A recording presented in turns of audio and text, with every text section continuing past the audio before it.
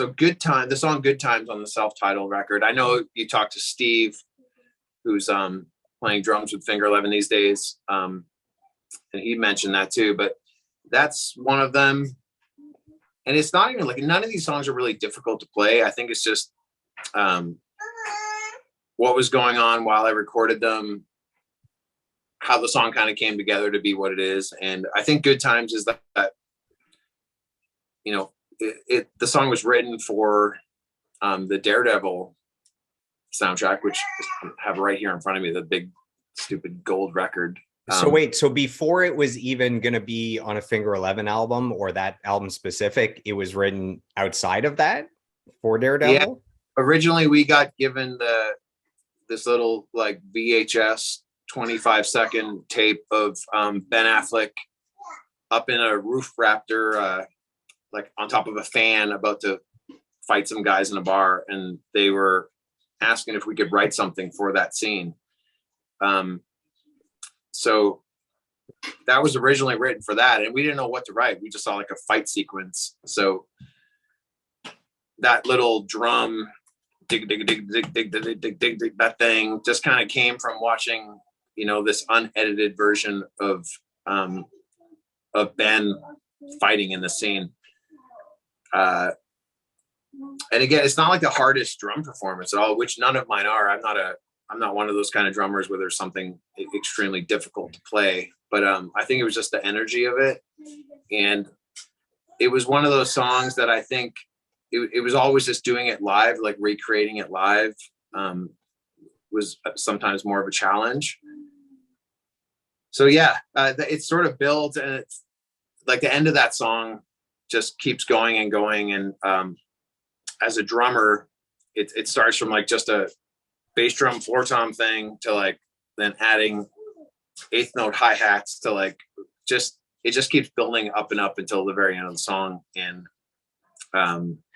yeah, I don't know, it's not incredibly difficult, but it's just fun. And it was always fun trying to, you know, pull it off like the record live. So I guess that would be number one for me. Yeah, I think that the drums on that song are one of the main hooks. I think if you stripped your actual drum playing and you had more of just like a steady beat, it wouldn't be the same. I feel like the drums are a part of what makes that song great. What brings people back to it, the hook that stays with you. It's kind of that driving energy of like the tom work. That's what I think. And when talking to Steve, who he's recreating what you originally created, like that's your unique drum playing and your creativity. He mentioned that song for the hardest drums to play for Finger 11, as well as what he most looks forward to. Like when he sees that song in the set, it's like, okay, there's a fun one. So cool. That's pretty sweet. What else do we have on this list here? So there's a song, the last song of from the same record, that self-titled record, is called Obvious Heart. That song to me, drum wise, is one of my favorites. I think it really encompasses what me and Sean, the bass player of the band, you know, how we used to lock in together. It just has a cool like flow to the song from beginning, middle to end. By the end of the song, it really evolves into this whole other thing. Almost sounds like it's going to another song as it's like voluming out at the end of it. But whenever I think about my drum performance, especially with Finger 11, I always think about like me and Sean's playing together. And there's a bunch of them, you know, but it's always like where we locked in the most, or where we just, if the song called for it, if we were able to kind of lock in that way. And Obvious Heart was one of those. It's really I don't know, it's kind of like a dream sequence song to me. It has one of those vibes. It could almost be an instrumental song, but and it might have been in the beginning before Scott, you know, had put some stuff to it. But yeah, it's just it's like a little journey, that song. So that one to me is up there for sure. And it's really because of me and Sean's, you know, how we played together. Yeah, Sean, man, Sean is so good as a bass player.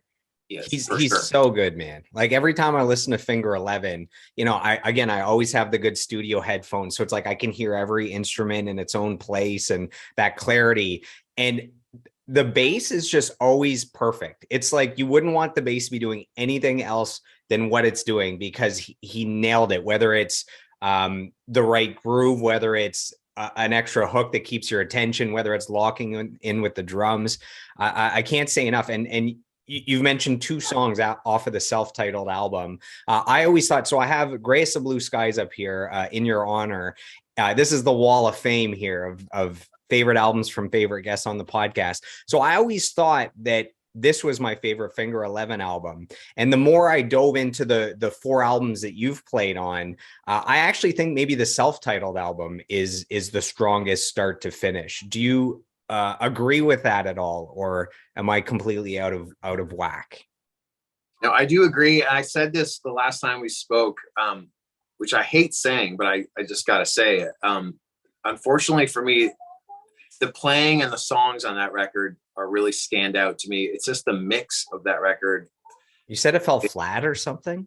I just think it sounds like a demo tape. Still to this day, I listen back, and when I knew I was going to speak to you again, I went back and listened to some stuff, and still, man, it's like, I just think that album sounds like absolute shit. And I mean, it's do you think it needs like a remaster someday where it's like a remix and a remaster? Yeah. I'm not sure how the other guys feel about it, but it just, when I listen back with all the other records, it sounds like a demo tape to me. I don't know what was, skipped over there along the way, but I think we were going for an in the room live performance thing. In particular, the sounds of the drums on that record, I cannot stand, and just the mix, and it just doesn't sound great to me looking back. Songs like One Thing, I think even a demo version of that song would have always, the song stands out no matter what. That song need a bunch of big production, but some of the other big rock songs on there, I think just could have used that little extra oomph to them. And I don't know. I'm not sure what we were thinking at the time.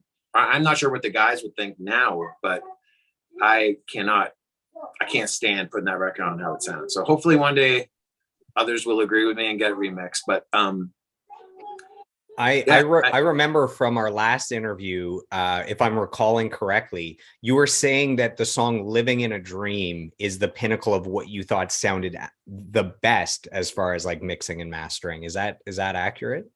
Yeah, and that's the next record after that. Or sorry, that's two records after that. So the album that we're talking about right now is the self-titled record. Right.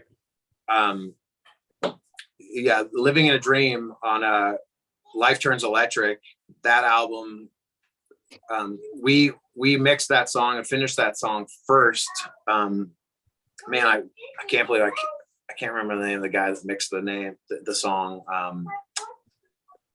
Is it like one of the big, like Andy Wallace or like Chris Lord-Alge or Tom Lord-Alge or whoever? It is. I wonder. Yeah, I should know that, but yeah, that, like, opposite of what I'm saying now, is the best sounding song I think we ever had as far as the mix goes. Living in a Dream. And actually that takes me to my next song on the list. I've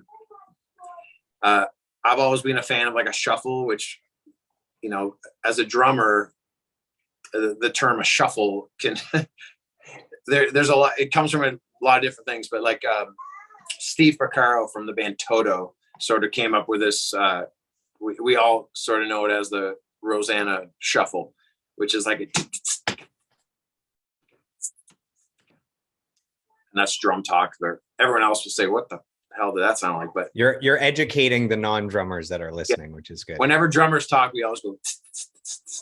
But there's a shuffle in that song that I always wanted to try to get on one of our songs. But to do a shuffle there has to be a particular tempo, a particular vibe to the song where that would fit.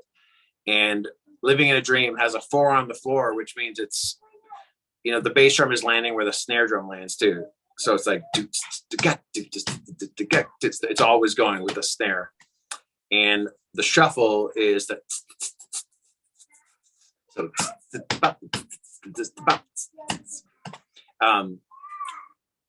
and that's Living in a Dream. And I think a few years before I sort of became aware of I became a huge Toto fan, a Jeff Porcaro fan.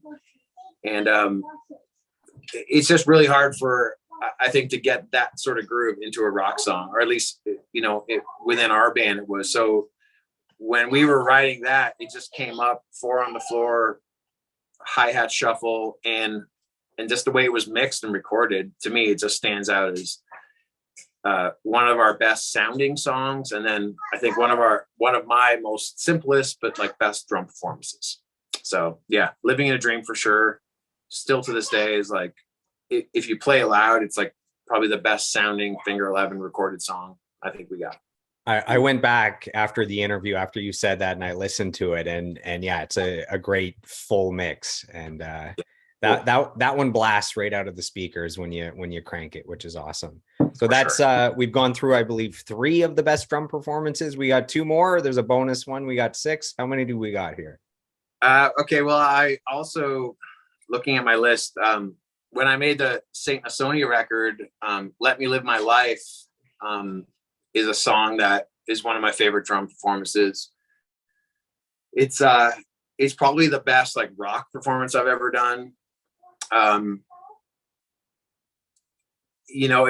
It's not a tricky thing, but it's one of those things that if it's played correct, it can be played wrong, and you can kind of hear that it's done wrong. If it's done right,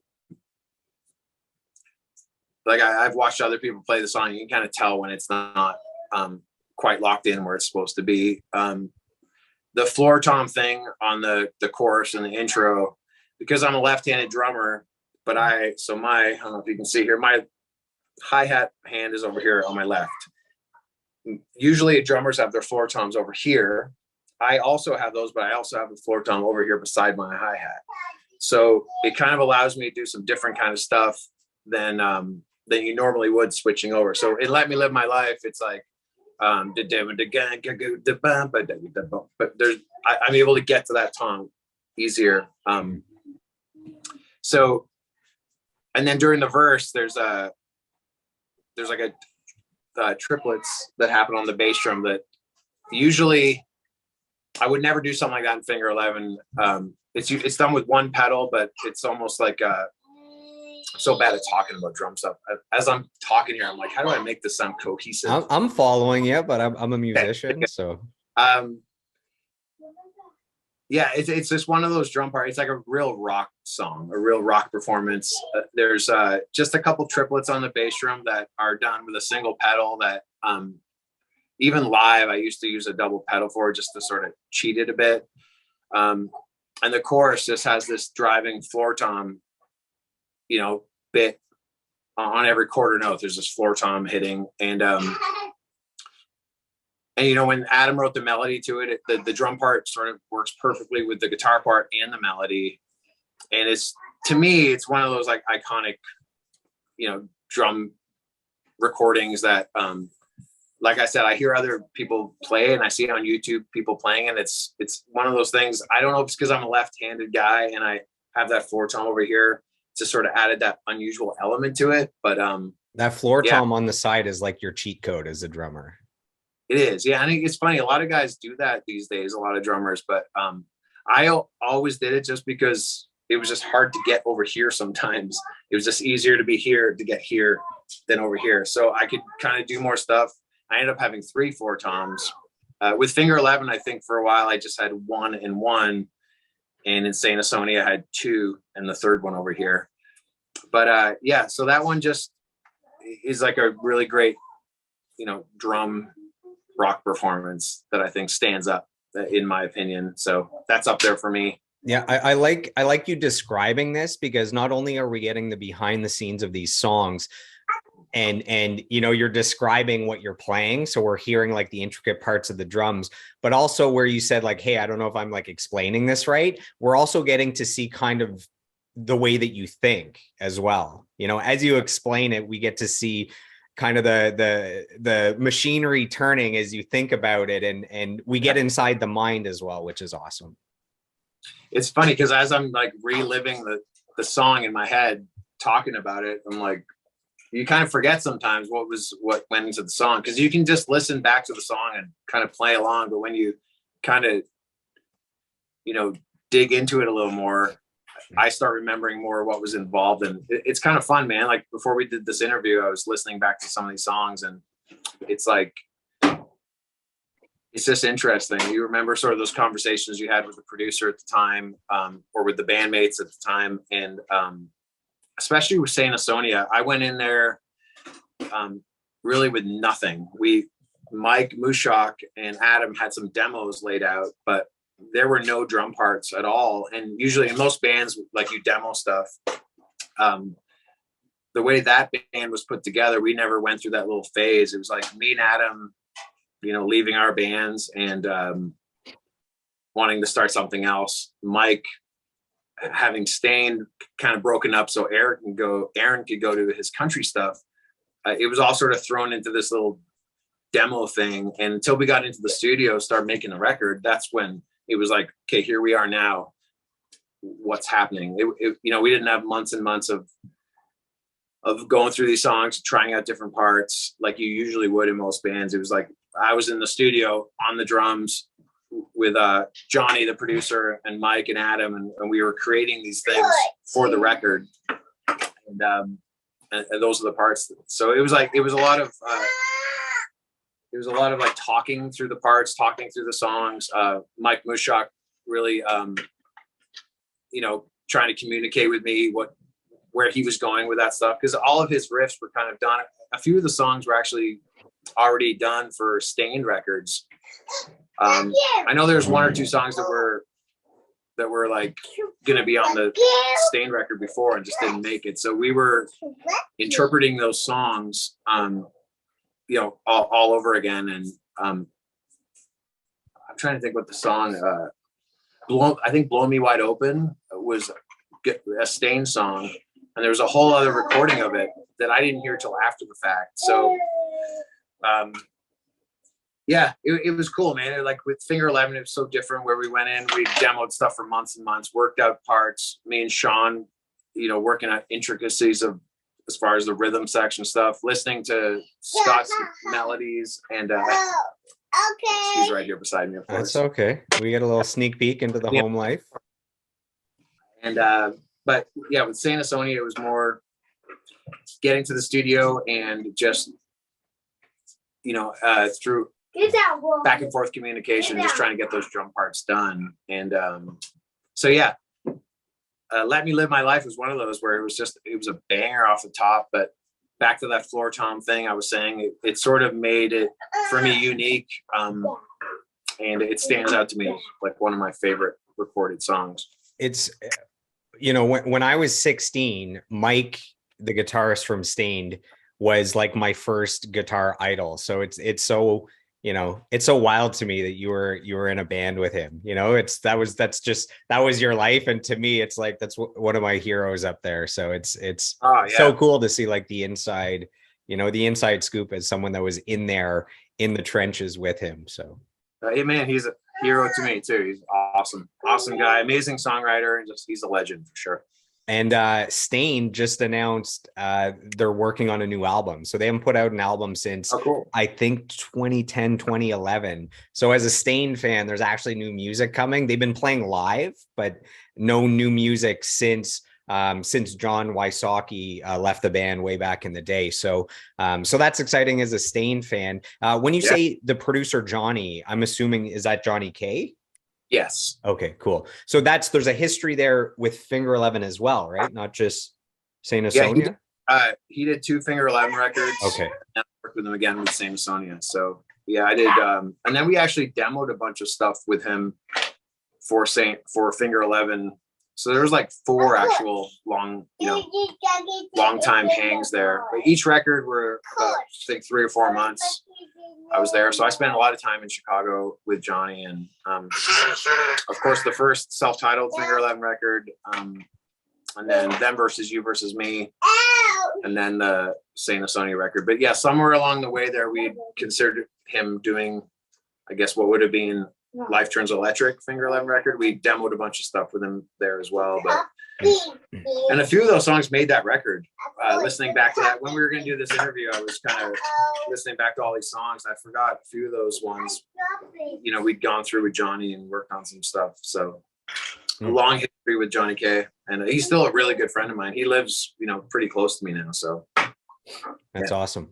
That's awesome. So what do we got left for all-time best drum performances? You got one or two left? Let's see here. I got my little list. So, so from Saint Asonia record, Fairy Tale. That song is one of my favorite drum performances, and the reason for that in particular, the end of that song. Again, try to figure out not to do drum talk.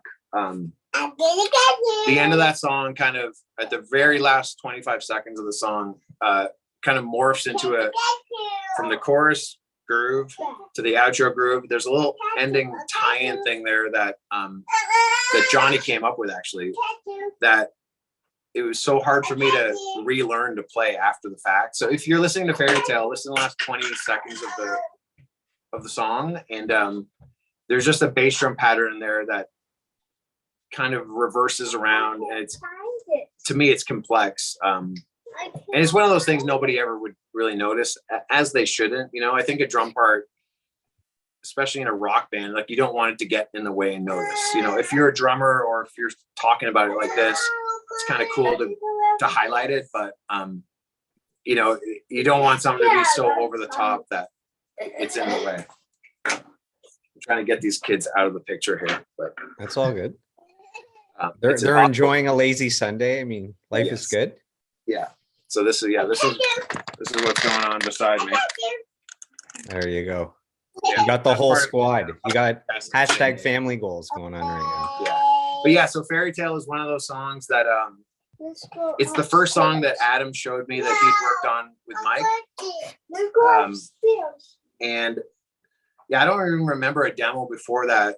I think that was the first thing Adam ever showed me, that before it was going to be Saint Asonia or anything. He was like, I'd gotten together with Mike Mushak, and here's the first song we came up with. I remember sitting in Adam's living room and listening through to that. And I think it was just a drum machine at the time. But that was also the first song I sat and worked on with Johnny and Mike in the studio. So the last song on my list would be My Carousel on the Finger 11 record, Grace the Blue Skies. That song for me is, and we'll get into it later talking about some of my favorite records, especially Queensryche. I've always been really interested in just the bass drum and the bass player's relationship. I've always loved bands that really were, when the bass drum hits, the bass player's hitting the same note. And My Carousel, I think, was the first song I did with Finger 11 where me and Sean were really locked in, like, precisely on that. From the verse, which is this weird sort of, offbeat thing, to the chorus, which is very, every single boom, boom, boom, boom, boom, boom, boom. Every time I hit the bass drum, Sean is hitting that note as well. And it was just I think that was our first, me and Sean's first relationship as drummer bass player, where we, I think, a sign of things to come, where I know, like, on the record before me on Tip, I don't think there was that kind of playing necessarily with their last drummer. When I joined the band, that was really always what I was trying to get out of, a relationship with the bass player. So I think that was one of the first songs we worked on that record where it was locked in like that.